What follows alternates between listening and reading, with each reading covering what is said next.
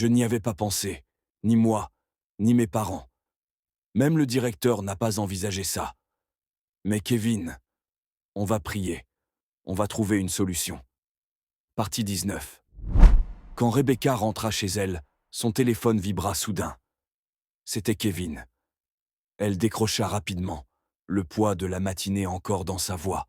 « Rebecca, qu'est-ce qui s'est passé à l'école ce matin? J'ai entendu dire que la police est venue. » Elle prit une profonde inspiration, tentant de calmer son émotion. « Oui, ils ont emmené le gardien. » Il a fini par avouer. Le directeur a appelé les policiers, et Jonathan a été escorté devant tout le monde. C'était grave, Kevin. Puis, d'une voix basse, presque tremblante. « Hé, tu crois qu'il va parler de moi? S'il raconte que je suis ton copain, le père de ta grossesse, je pourrais avoir de gros ennuis.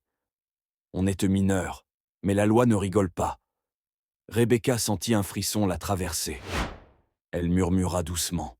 « Je n'y avais pas pensé, ni moi, ni mes parents. Même le directeur n'a pas envisagé ça.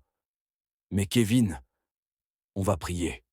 On va trouver une solution. » Le lendemain, Kevin confia tout à son père. Il posa une main rassurante sur l'épaule de son fils. « Tu as fait une erreur. Maintenant, il faut faire face avec courage. Je vais voir le père de Rebecca. Il faut calmer la situation avant que ça ne dégénère. » Le jour suivant, Rebecca, son père, le directeur, ainsi que Georges et Didier, témoins directs, furent convoqués à la gendarmerie. L'officier chargé écouta attentivement chaque témoignage, notant scrupuleusement les faits. « Très bien, dit-il. Les témoignages concordent. Nous allons transmettre le dossier au parquet. Le gardien sera convoqué devant un juge pour répondre de ses actes. » Quelques heures plus tard, Jonathan fut présenté au tribunal. Face au juge, il hésita longuement avant d'avouer d'une voix basse, presque brisée. « J'ai fait une erreur. Cette fille, elle m'a troublé. Elle est belle, polie, respectueuse. Mais ce n'est pas une excuse.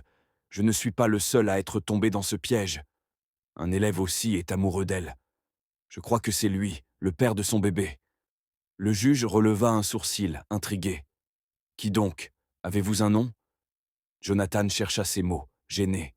« C'est Kevin. » Un élève.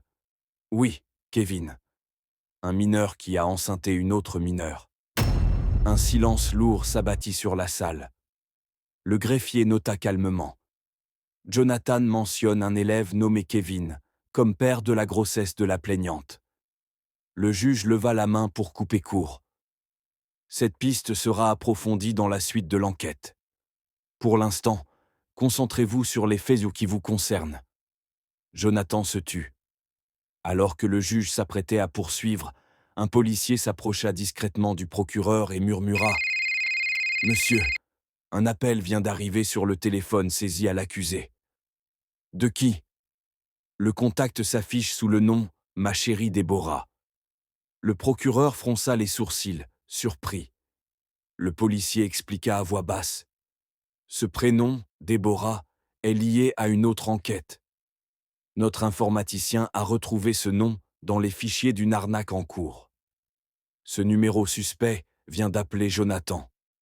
On ne sait pas encore si c'est sa femme ou autre chose. Le procureur échangea un regard inquiet avec le juge. Le juge fit signe au greffier. Interrompons la séance un instant. Monsieur Jonathan, pouvez-vous nous dire à qui appartient ce numéro avant de répondre ?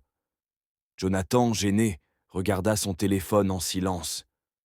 Le juge ajouta « La justice doit suivre chaque piste avec rigueur. Nous reprendrons sous peu. » À suivre.